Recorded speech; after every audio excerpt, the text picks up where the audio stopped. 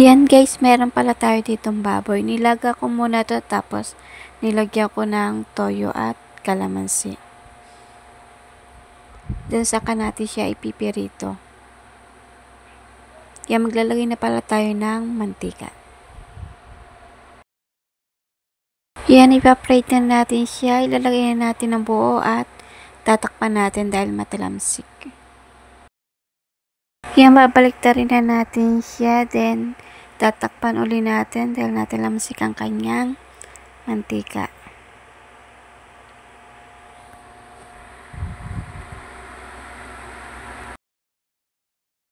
Yan, babalik-balik rin lang natin hanggang sa maluto at tatakpan dahil natalamsik ang kanyang mantika.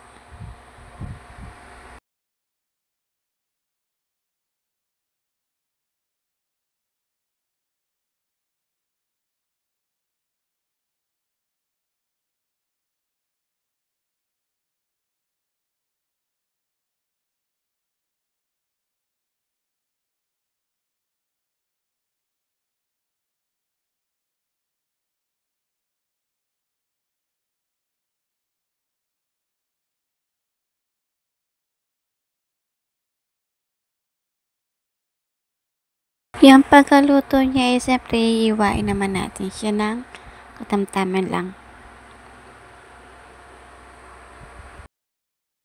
Ayan guys, tapos na pala natin siyang hiwain. Then, nakapagawa na rin tayo dyan ng sausawan.